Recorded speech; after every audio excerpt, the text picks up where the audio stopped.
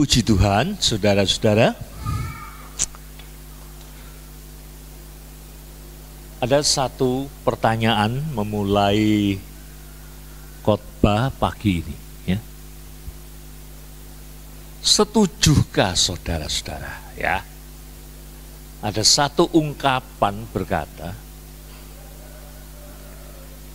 cinta itu, ya, cinta itu bersanding dengan perasaan memiliki. Nah, ya. Cinta itu bersanding dengan perasaan memiliki. Maka ada kata, I love you, you belong to me. I belong to you. Nah, memiliki. Tapi ada juga memiliki yang kurang baik. Satu gejala boten apik disebut posesif. Laki, pria, cintanya disertai posesif. Banyak masalah terjadi. Cemburu dikit lah itu. Pembunuhan banyak. Harus nuruti maunya. Tapi memang di luar itu, cinta itu ada rasa memiliki. Begitulah Tuhan Yesus dan murid-muridnya. Masih ingat di khotbah waktu saya khotbahkan doa Yesus untuk murid, Bapa, aku sebetulnya tidak bisa tinggalkan mereka, tapi ya. Lalu Tuhan Yesus mempercayakan murid-muridnya, termasuk jenengan semuanya, Bapa, karena Dia cinta dan punya rasa memiliki. Karena itu saudara, setelah kebangkitannya, Yesus masih membina. Bahasa Yunani mencekoi murid-murid maksimal, tuntas, sampai sebelum Dia tinggalkan murid. Habis-habisan dibina, dicekoi, ditobatkan terus-menerus. Karena lah wong namanya cinta itu saja ditoto dulu. Ya? Orang tua memang seperti itu. Ditoto dulu murid-muridnya sebelum meninggalkan. Dicepak-cepake, dijelaskan tugasnya. Yang paling penting, murid-muridnya itu harus ditinggalkan dalam keadaan mampu, ya, dalam keadaan unity. Karena itu kita akan buka Kisah Rasul 1, mulai ayat 1. Kisah Rasul 1, mulai ayat 1, ya.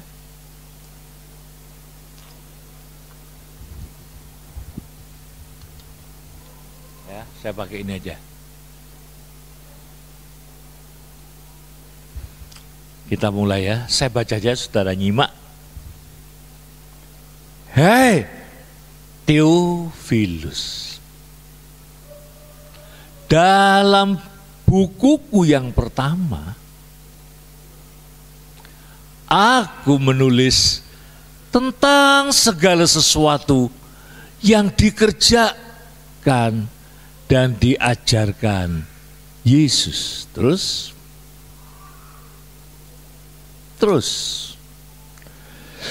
sampai pada hari Ia terangkat Nah itu buku yang pertama dia sampai ya terangkat, yaitu Injil Yohanes. Sebelum itu ia telah memberi perintahnya oleh Roh Kudus kepada rasul-rasul yang dipilihnya. Terus kepada mereka ia menunjukkan dirinya setelah penderitaannya selesai. Dan dengan banyak tanda ia membuktikan bahwa ia hidup. Sebab selama 40 hari, nah ini tadi yang saya katakan, ia berulang-ulang, tadi kita nyanyi, berulang-ulang menampakkan diri dan berbicara kepada mereka tentang kerajaan Allah. Terus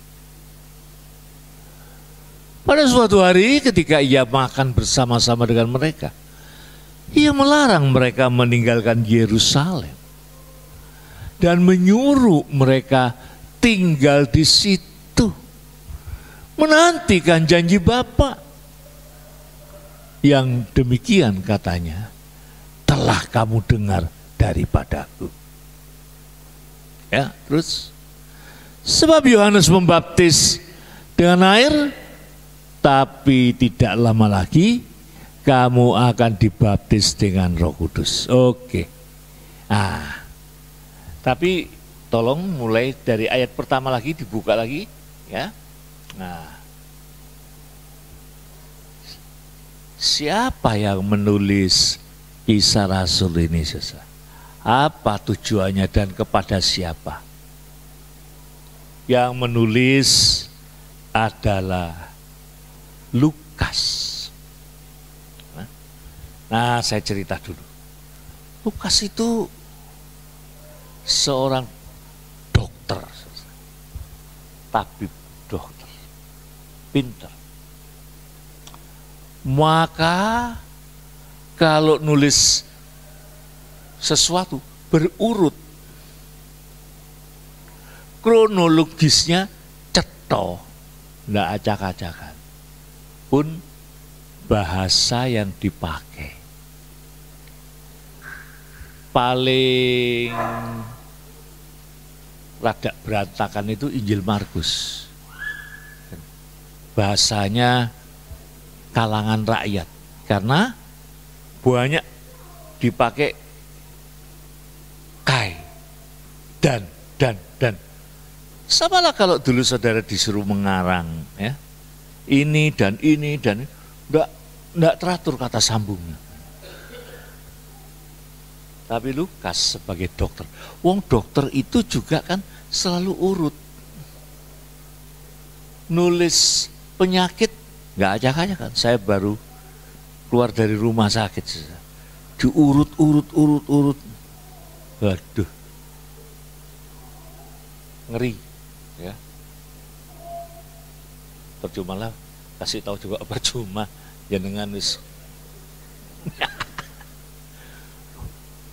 Dokter urut, si tahu gejalanya apa. Kalau dokter ya, nggak sembarangan, nggak bisa tidur, ditanyai oleh dokter, diurut makannya, nggak bisa saya naik. Mungkin ada dokter salah bantal, oh salah bantal. Itu Lukas urut sekali dia, urut. Tapi ada satu tema penting dari Lukas. Hei Theophilus, dalam bukuku yang pertama aku menulis, dan sekarang aku menulis lagi. Bukuku yang pertama adalah buku tentang kehidupan Yesus. Aku tidak berhenti bercerita, aku tidak berhenti menulis, aku tidak berhenti membagikan yang hidup, aku tidak berhenti membagikan Yesus Kristus. Dan sekarang ada cerita yang baru, harus kubagikan kepadamu, kisah tentang Roh Kudus. Ini tema hidup Lukas, yang jadi harus tema hidupmu. Tukang ngegosip, tukang bikin cerita-cerita yang tidak penting. Tak begitu Lukas. Ini ceritaku. This is my story. This is my story. This is my song. Ini yang kuceritakan kepadamu. Hei Theophilus. Yang namanya berarti orang yang dicintai Allah. Theo Tuhan. Filia. Yang kemungkinan dia seorang pejabat besar. Tapi tujuan Lukas bukan gini loh. Wah iki wong penting rek. Aku tak boso sing apik.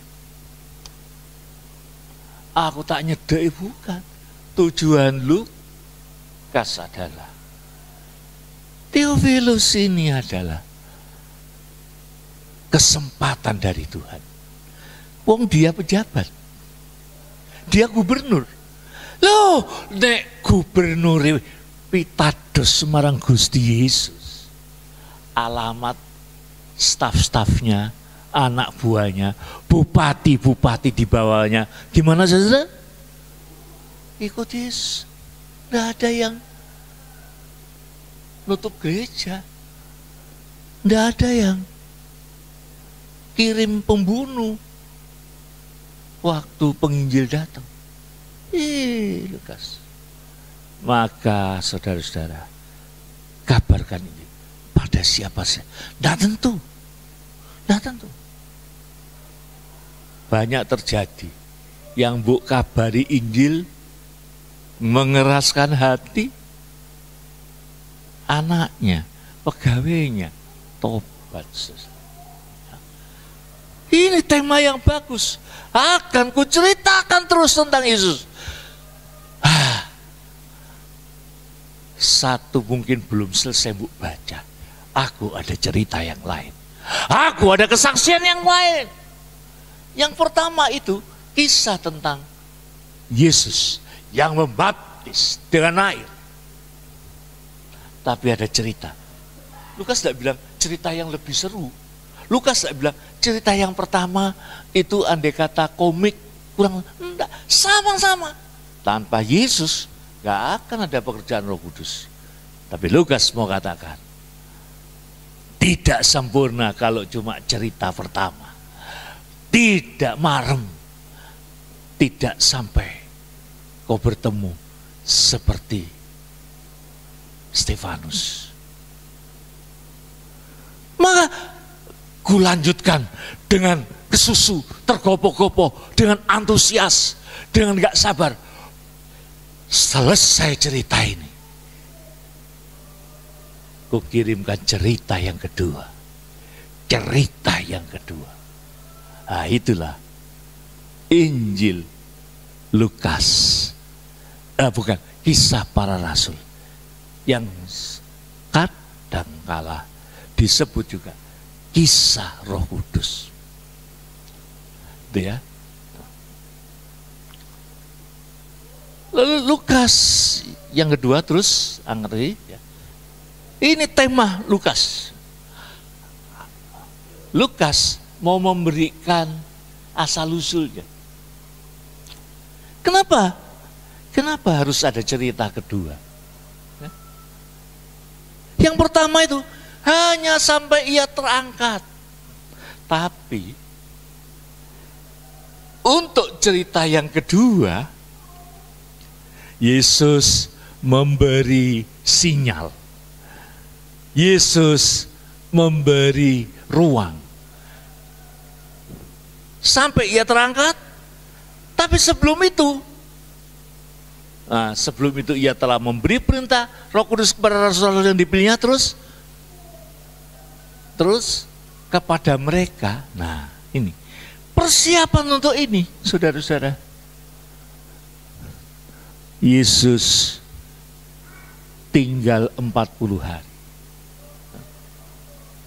Jadi Injil yang pertama itu sampai ia terangkat, tapi sebelum ia terangkat, ia sudah siapkan, Yesus sudah siapkan hati murid-murid, kapasitas batinnya untuk menerima kisah yang kedua, pekerjaan Roh Kudus. Nah, tapi saya mau berhenti sampai sini dulu. Kenapa kepada mereka ia menunjukkan dirinya? setelah penderitaannya selesai. Dan dengan banyak tanda ia membuktikan bahwa ia hidup, sebab selama 40 hari, lain kata, kenapa Yesus 40 hari? Ini perhatikan, ini penting saudara. Karena kita suka meremehkan. 40 hari ia tinggal untuk lebih memantapkan murid-murid, untuk lebih mematangkan pertobatannya, untuk lebih membina, untuk lebih apa saudara? Merasuki itu enggak, jangan bu pikir kerasukan setan. Merasuki itu mempengaruhi, ya. Murid-muridnya sebelum pergi. Kenapa saudara? Kenapa? Satu, kenal Yesus, murid-murid belum bertobat sungguh-sungguh. Ada. Contohnya Petrus menyangkal Yesus 3 kali. Maka Yesus perlu waktu untuk nanti di tepi Tasik dia berkata, "Hei Petrus anak Yonan, apakah engkau mencintai aku?" Pertanyaan ini diajukan waktu Yesus tinggal 40 hari itu. Untuk mengasah, memantapkan, mempertobatkan, membina, mengkikis yang tidak betul. Dan untuk memberi contoh. Siapa lagi? Thomas, si peragu. Thomas, tukang bolos kalau ada pertemuan penting. Itu dipoles, maka orang percaya yang sudah mengalami. Nggak tegel kalau nggak ibadah. Hei, kata Ibrani, janganlah engkau melupakan hari-hari ibadah. Dipoles oleh Yesus. Siapa lagi? Petrus juga mau balik ke Galilea. Maka 40 hari dipakai oleh Yesus untuk mempertobatkan radikal, mengkikis pertobatan abal-abal, pertobatan asal-asal. Kristen tambal butuh, Kristen tidak serius. Sebab nanti mereka itu akan berhadapan dengan Roh Kudus yang nggak ketok. Kalau sama yang ketok kurang ajar, sama yang ketok aja tidak sopan, sama yang kelihatan aja tidak ajar, mumpung betul-betul murid-murid itu dibina, betul-betul murid-murid itu tapi dikasihi. Itu tadi, karena Yesus memiliki, dikasih. Jangan sampai kejeblos oleh dunia ini. Ya, wis situ gak lulus. Siapa saudara? Yudas. Wis situ bunuh diri.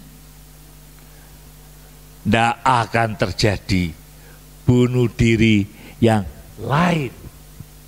Nah, karena itulah Yesus tinggal, saudara-saudara. Ya. Terus menerus sifat Yesus ditularkan. Maka gereja disebut a contagious church, gereja yang ketularan. Ketularan api Kristus, api Roh Kudus. Ya. Murid. Yesus juga sangat aktif. Ya. Murid-murid betul-betul hari-hari itu indah, semakin akrab.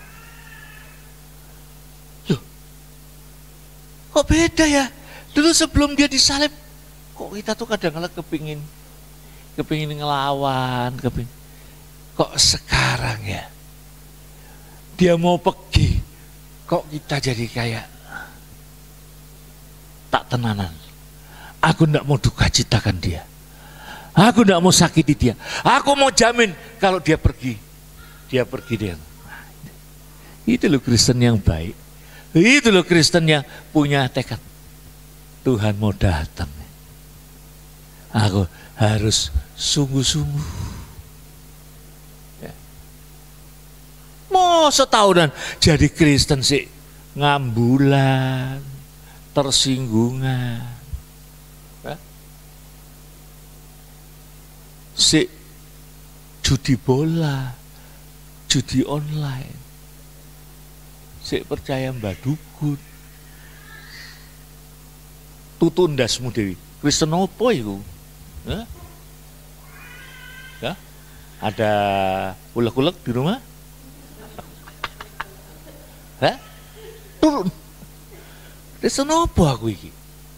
Apa ini? Nah, nah itu murid-murid saudara, ya. Apalagi saudara? Yesus mau membina mental dan menerbitkan kapasitas murid-murid. Kamu harus lebih. Kenapa membina mental? Satu, ada yang dikejar rasa bersalah seperti Petrus. Itu juga penyakit dalam psikologi. Orang yang dikejar rasa bersalah tidak bagus. Apalagi kalau sampai C7 kawin masih ada rasa bersalah. Dia jadi apa? Sensi. Dia jadi apa? Perasaan. Rasa bersalah. Petrus. Karena itu Petrus diampuni. Karena itu Petrus diberi tugas baru. Dan Yesus perlu waktu untuk khusus berjumpa dengan Petrus yang sudah balik ke Galilea. Petrus, kalau kok cinta kepadaku, gembalakanlah dombaku. Wih, itu luar biasa saudara. Itu suatu hal yang sangat anugerahwi lebih dari yang lain. Orang brengsek, orang nggak bisa dipercaya, dikasih kepercayaan lagi. Wih.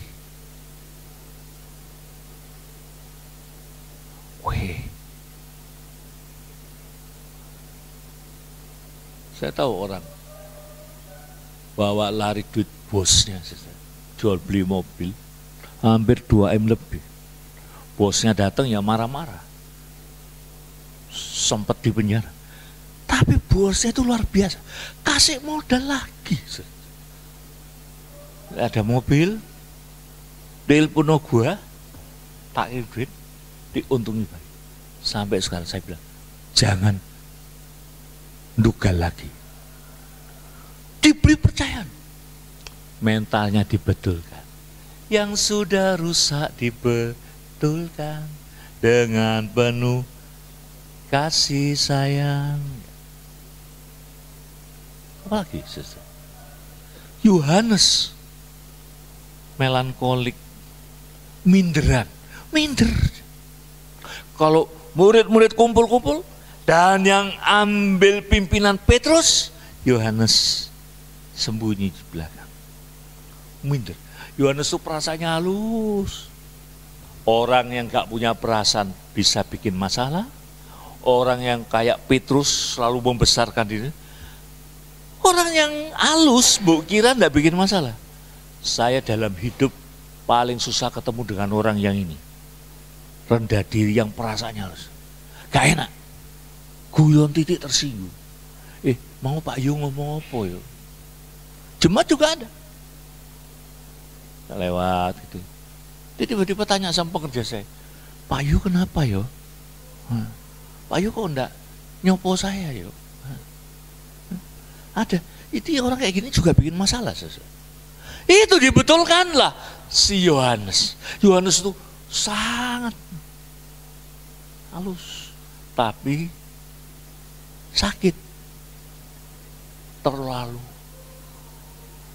rendah diri, terlalu baper, terlalu sensi.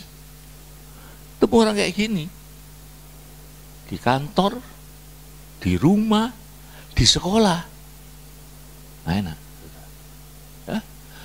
di kantor, dia tidak punya teman, tapi mulutnya berusaha, saudara, ya. Kalau ada kesempatan, aku gak disenengi wong aku, mulai dia cari konco. Podo mbek aku, jadilah barisan sakit hati. Di gereja juga. Coba tuh Pak Gembala, sing disalami mek sing sugih-sugih. Iya podo yo. Akhirnya awake dhewe nggak persekutuan dewi yuk. Itu terjadi.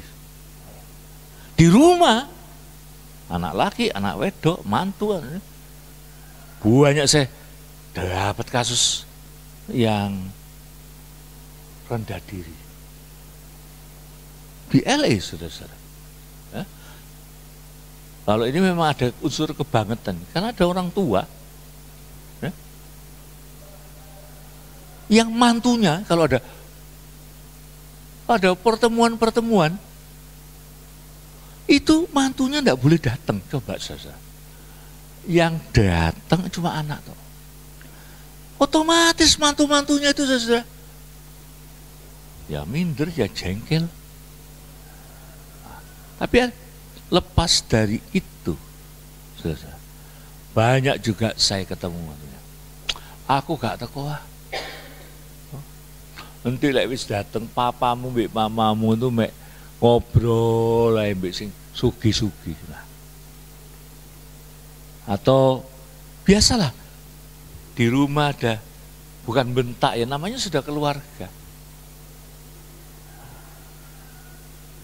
Maunya Den bagus, Kak Usum, ya. Ya.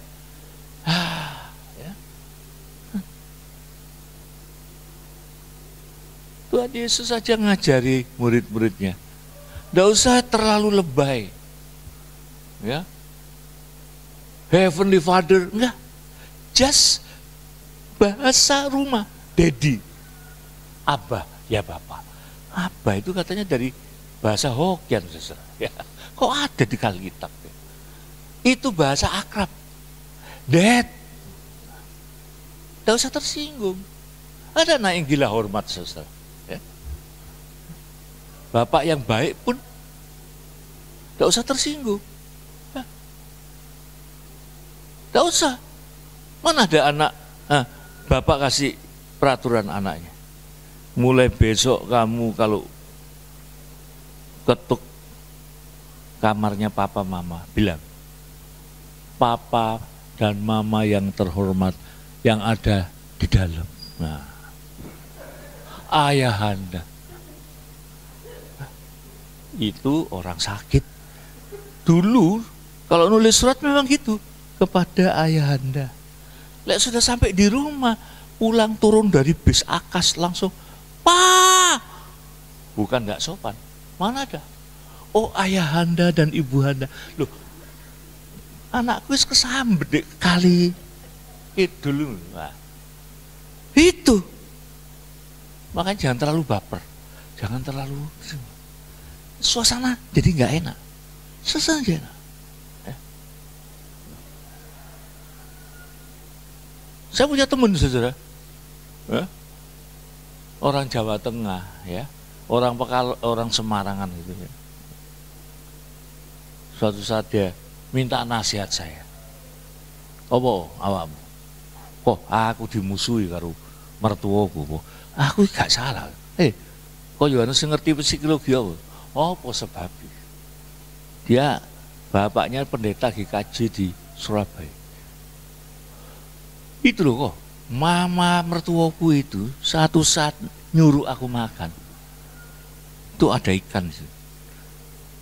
Nah, habisin semua, habisin ya, lek suka habis no. Aku disuruh habis, tak antekno, dia tuh orangnya beloko, no. Nah, mama itu marah sama anaknya. Mantumu iki jeneng geragas gak tau mangan, dinteno kabeh. Makanya yang enak aja, yang tenanan. Dan yang dikasih Tuhan. Nah, sekarang Yohanes dibetulkan, sehingga Yohanes dan Petrus Bisa bareng saudara-saudara, bisa bareng ke bait Allah. Coba dulu sebelum dibetulkan. Suruh jalan. Petrus noleh ke Yohanes. Lelet, terwelu gue. Hah? Yang Yohanes. Lek gak sabar, nisio. Bersama-sama, berdoa bersama. Dibetulkan betul-betul. Lalu berikutnya, saudara. Ya, mental dibetulkan. Jadi kalau jadi Kristen ke gereja, mentalnya pun harus mengalami kesembuhan. Jangan ikut-ikutan dulu di dunia artis ini. Aduh, kalau disimpulkan perceraian, baper, harus sembuh. Caranya sembuh gimana? Bahagia. Caranya sembuh, ingat Yesus. Aku harus bahagia, ya. Saudara kan damai. Ya, berikutnya.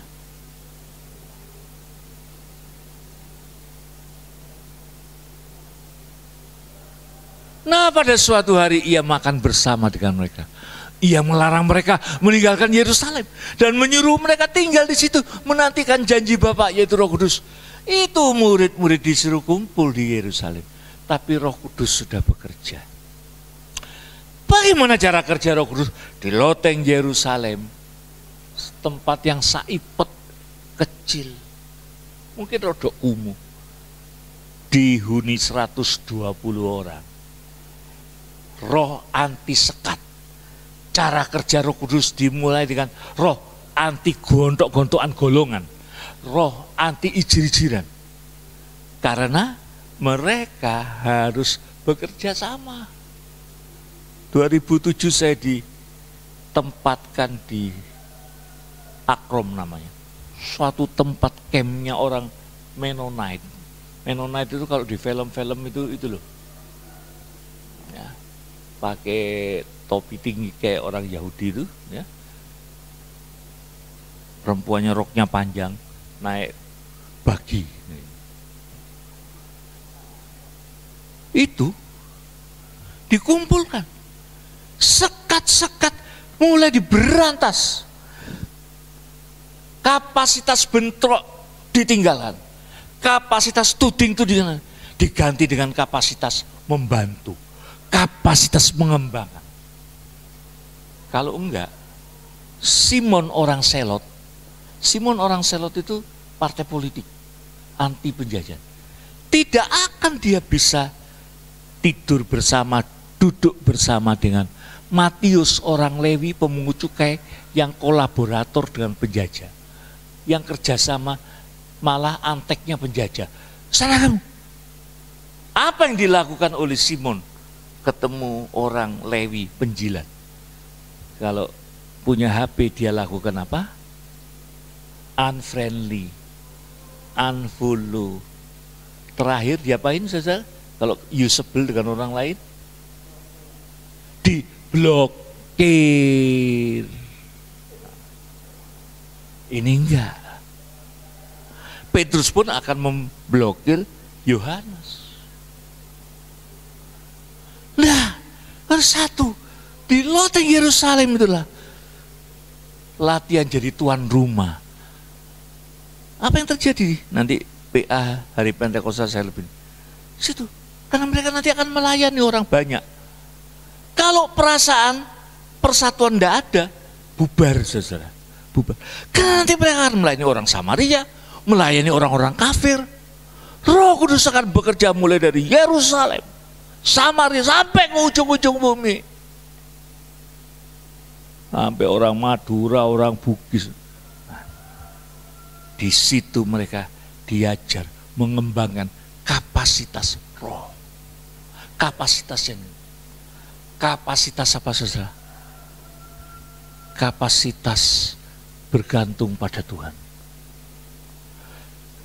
Kapasitas bergantung kepada Roh Kudus. Roh Kudus juga memperbesar. Karena itu dikatakan, kamu dulu dibaptis dengan air. Lah dibaptis dengan air kayak gini. Tapi nanti Roh membaptis kamu. Artinya Roh akan membaptis kamu dengan kapasitas yang lebih besar. Itu sebabnya di rasul-rasul kita lihat, ada murid yang seperti terbang ke sana. Ada murid yang melayani satu, ada murid yang melayani satu keluarga.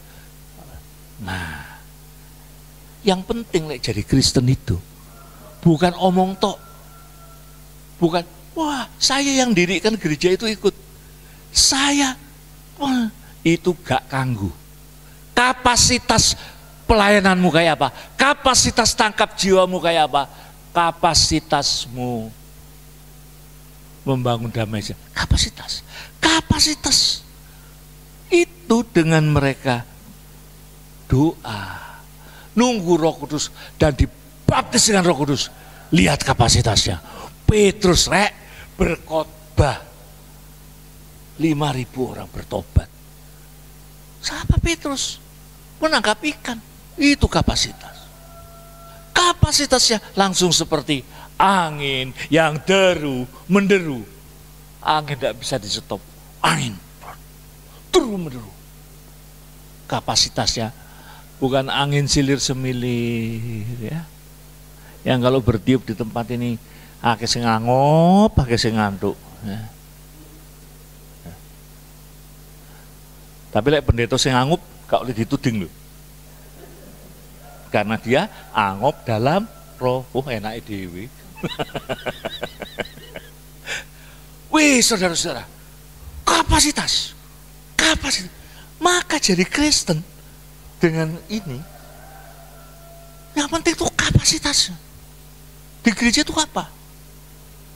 Kapasitas. Saya dulu kalau ada orang ndak ngereken saya jengkel. Sopo sih? Terus ilmunya sampai ini. Alah cuma STH tok. Sok tahu. Jengkel. Kalau ada keluarga ngenyek, ada jemaat ya, ndak menghargai. Dulu saya jengkel. Sekarang dengan baca ini, saya malah kasihan. Itu berarti orang-orang yang menghina, orang-orang yang memperkasar kita, orang-orang yang tidak adil dengan kita, kasihan, kapasitasnya mentok. Dia tidak punya kapasitas kasih. Sama kalau ada orang yang tidak ngampuni, ya, tidak ngampuni. Alasannya gini, iya, aku bisa melupakan, ya, enggak, aku ngampuni, tapi aku enggak melupakan. Kampret gue yang melupakan. Saudara, ada orang yang punci dengan kita. Saya enggak apa-apa, kasihan. Kapasitas mengasihi enggak punya, kapasitas mengampuni enggak punya. Maka saya juga kurang setuju kalau perpuluhan terlalu dipaksa. Biar dia rasakan itu sebagai kapasitas dan kesempatan. Yang singit-singitan tidak memberi, itu orang yang patut dikasihani. Kayaknya nggak masuk surga. Karena itu orang yang tidak punya kapasitas untuk memberi, yang jadi Kristen cuma nerima tok. Padahal hukumnya terlebih berkat memberi daripada. Sama, kalau ada orang yang bolong mbek saudara cuma mau utang tok, kapasitasnya cuma utang. Saya enggak mau, saya sering berebut saya ingin kadang-kadang saya disi memberi. Ada orang yang kapasitasnya cuma dompleng. Enggak usah marah kalau ada orang kayak gitu. Tak dongakno ben sambet petir, gak usah. Laupo, gak usah. Indonesia ini butuh listrik, ya. Eman-eman lek petir di guak-guak orang, eman-eman, ya. Kok kasihan. Aduh, dia tidak punya kapasitas. Tapi lihatlah murid-murid setelah Roh Kudus bekerja, kapasitasnya. Petrus dikasih kapasitas yang lebih besar, diperlihatkan binatang-binatang yang buat. Tuhan, dari dulu aku tidak pernah itu Tuhan, cia mbak, tidak pernah Tuhan, aku dari dulu apalagi yang namanya kiri. Hei Petrus, ini kuberikan, ini bahasa kapasitas lebih besar untuk menjangkau yang siunya kiri, yang siunya lowo, yang siunya macam-macam. Misalnya tikus. Petrus sekarang diberi kapasitas yang besar. Kau juga diberi kapasitas yang besar, saudara-saudara. Ya. Itu gerejanya masih penuh, saudara. Kapasitas ini, itu sebabnya lalu ditutup. Dulu kan kamu cuma dibaptis dengan Yesus. Istilah sekarang head to head. Waduh. Apple to apple. No, this time no. Dengan roh. Kalau dengan roh, lah itulah. Kalau di komputer tuh AI. Wah, setelah perhatikan AI sekarang luar biasa kan. Ya. Wadah. Buadak besar mencolot dari tinggi. Bisa pas di tali seutas. Itulah kerjaan AI. Ini hanya gambaran. Tapi yang penting, kau jadi Kristen, kapasitasmu bukan kapasitas maju mundur, kapasitas lihat-lihat, kapasitas tunggu ada berkat. Maka perpuluhan ke gereja itu pun tidak usah dipaksa, walaupun didorong, diingatkan. Soal kapasitas, yang malas ke gereja itu juga kasihan. Kapasitasnya tidak ada untuk berbakti dengan Tuhan. Kapasitasnya tidak ada untuk bersekutu dengan orang-orang percaya yang kata Yesus, aku ada di tengahmu. Berarti dia tidak punya kapasitas untuk bermesraan dengan Yesus. Taruhlah sekarang saudara, karena ekonomi sekarang ini, coba lihat di mal-mal, sepi kabeh. Coba lihat, kapasitas ekonomi, tapi kapasitas hatimu, kapasitas kesetiaanmu, kapasitasmu di rumah Tuhan, itu lebih penting. Banyak saudara, ya. Sekarang ini saya dengar, waduh ngeri juga saudara ekonomi sekarang, ya. Tapi saudara, ada tetap orang-orang yang diberi kapasitas. Saya bertemu dengan istrinya pendeta Erastus, itu murid saya panggil cuma Harpi. Puji Tuhan ya? Pak Eras stroke di Kupang, cepet-cepet harus dibawa dengan pesawat SOS ke Jakarta. Biayanya berapa saudara? 1,5 M. Gak ada penanganan cepat di Jakarta, harus dibawa ke Singapura. 1,6 M, 3,1. Belum rumah sakitnya, apartemennya, puluhan M.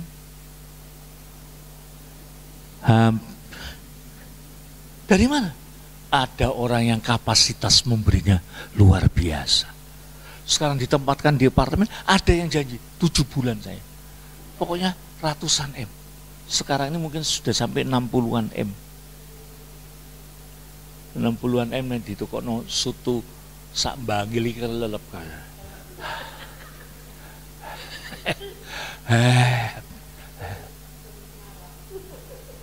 Saudara, berarti ada tetap orang yang punya kapasitas. Jadi jangan dipukul rata, namanya stereotype dengan susah, ekonomi susah. Ekonomi susah.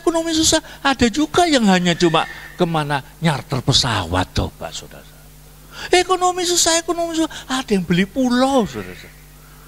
Labuan Bajo itu sudah dibeli berapa orang, saudara? Labuan Bajo, saudara. Ya? Ada yang mampu. Labuan Bajo. Lek kapasitasku cuma duit bojo, saudara. Gak kalah.